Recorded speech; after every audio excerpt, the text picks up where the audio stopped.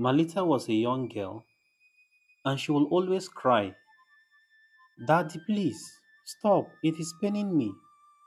Daddy, it is paining me, please let me go." In a small town named Bassa, a little girl called Malita lived with her parents, Mr. Ojo and his wife Alissa. Malita was a very lovely girl who had a charming smile. However, she unfortunately never expressed it because she was unhappy in her own parents' home. It all started one day when Malita was in her room and her father, Mr. Ojo, entered. He said to her, "Malita, I want to show you what it means to be a woman, but you must not tell anybody. It is a secret. Make sure you don't tell anyone." Little Malita was unaware of her father's true intentions, but she trusted him.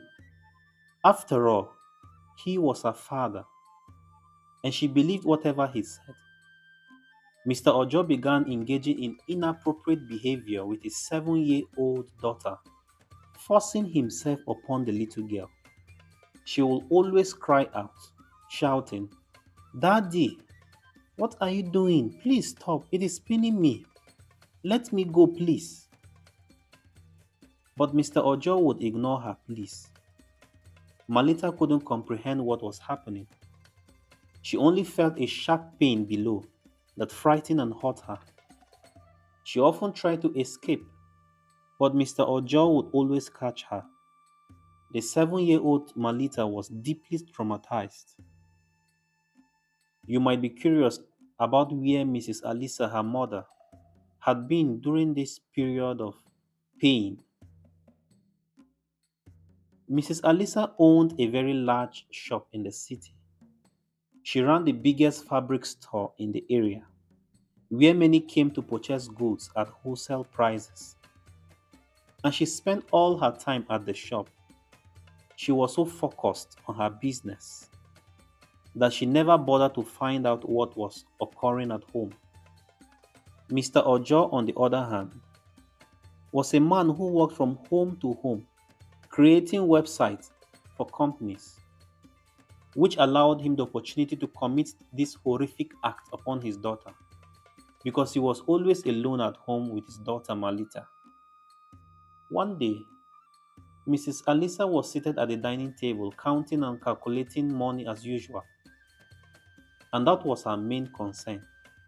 Malita approached her mom and asked, "Mommy, why does daddy hurt me when you are not around?" Malita's voice was soft and trembling, yet her mother Alissa didn't even glance away from the stack of papers scattered across the dining table. Alissa was an exceptionally busy businesswoman, always preoccupied with her shop and finances. Nothing else seemed to matter, and she replied to Malita's inquiry. "Malita, please, what is it? Not now." While she flipped through her ledger, her focus remained on the figures. "Can't you see that I am busy? You know how hard I work to ensure we have enough. Just go and do your homework." "But mom," Malita repeated, her voice breaking as she stood there, gripping the hem of her skirt, yearning for someone to listen to her. "Malita, I said I am busy." Alissa snapped, finally lifting her gaze. Her eyes were blazing with impatience. "You always bring up trivial things when I am trying to work. Go to your room." Malita swallowed hard. Her words were suffocating in her throat. She wanted to scream, to plead with her mother to hear her, but she recognized it was all useless. Her mother never listened and appeared to care only about the shop. So Malita silently turned and walked away to her room, her heart burdened by a secret she was compelled to bear alone.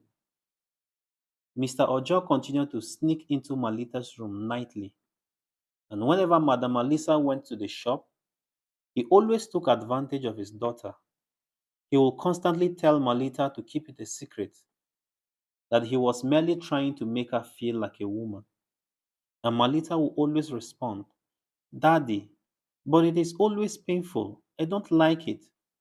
I'm going to tell mommy. And her father will shout at her, If you tell anybody, you will die. Do you want to die? He asked her. And so, filled with fear, innocent Malita will reply, No, and keep it to herself. But deep inside, she longed for someone to confide in. She craved attention and a person to share her pains and feelings with. She wished to talk to her mother, but her mother never provided her a listening ear. It felt as if she were utterly alone in the world. Her father, who was supposed to protect her, was doing this to her, and her mother, who should have been her guardian angel, was never there for her. One evening, Malita sat on the staircase crying. Her eyes were swollen. She had returned to her mother once again, hoping and wishing that this time Alissa would pay attention, but it ended just like all the previous times. Mom, can I speak with you? It is regarding Daddy, Malita murmured, her hands shaking as she grabs the edge of the table where Alissa was sorting through her cash. Alissa didn't even glance up. What is it now, Malita? You are perpetually complaining about something. Malita's heart raced in her chest. It is about Daddy. It is about what he does whenever you are not around. Before she could even complete it, Alissa shouted at her, slamming the stack of money down the table. You are always fabricating stories. Daddy works so hard to provide for us, and you are just trying to make trouble. You little brat.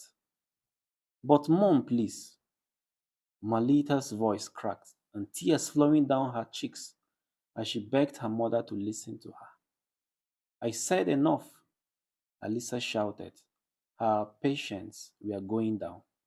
If you're not happy here, maybe you should just leave. Just go somewhere else. Stop being dramatic. You are just seeking attention. Malita was rendered speechless. She sensed the confines of her world closing in around her. No matter how hard she attempted to communicate, her mother always dismissed her. And regardless of how much she wept, Alissa never took her seriously. The one individual who was meant to safeguard her couldn't even recognize her pains. The following morning, Malita sat at the breakfast table. Her eyes were dull and devoid of life. Alissa was already dressed for the day. She was ready to go to work, and her bag and other items were already prepared. Make sure you act very well today, she told Malita, and kissing the top of Malita's head absent-mindedly, not even noticing the tears coming down from her daughter's eyes. She said, I have to meet up an important client. Once Alissa left the house, Mr. Ojo's demeanor shifted. He smiled at Malita in a manner that sent chills down her spine. The man was a monster concealed in plain sight. Weeks passed, and the same thing persisted. The same pattern persisted. Malita endeavored to communicate with her mother time and again, but Alissa was so enveloped in her business. She constantly rejected Malita's beg for help, labeling her as dramatic.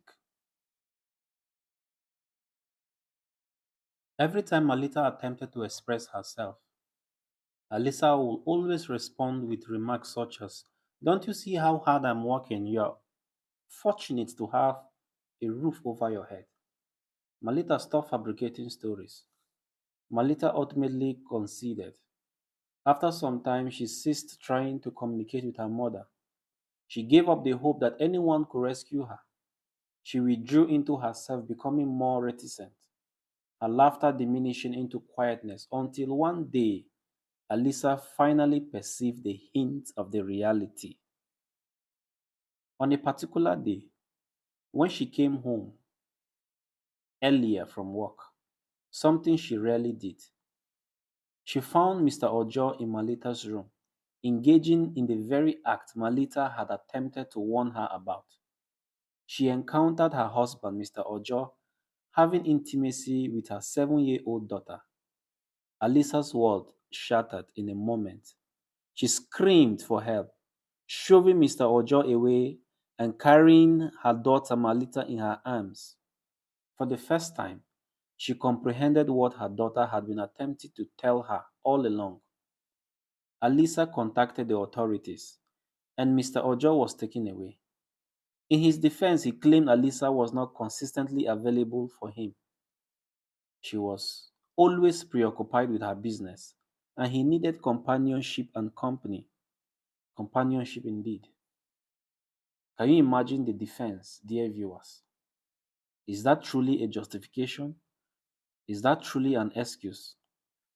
Regardless, Malita was taken for counseling, where she gradually began to recover from the trauma she had suffered for such a long time. Alissa, tormented with guilt, resigned from her job and committed herself to restoring her relationship with her daughter.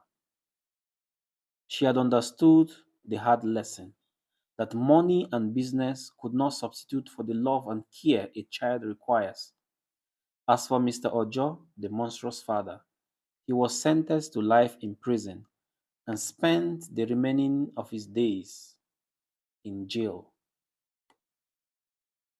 The moral lesson from this tale is straightforward.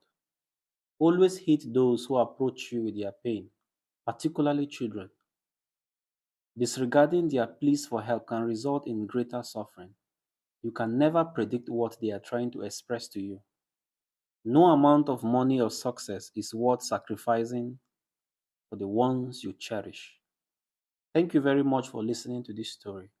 I hope you gain insight on how to be a good parent who always listen to their children, especially whenever they try to communicate a particular message. My name is Folktales by Ben Max. If you haven't subscribed to this channel, I kindly beg you to be part of my growth. Please and please. Please click on the subscribe button and activate the notifications. So when I post more stories like this, you will be the first to receive them. I sincerely appreciate your support. And if you can still hear my voice, it means you watched the story to the very end. Thank you very much. I do not take your support for granted. See you in my next video. Bye.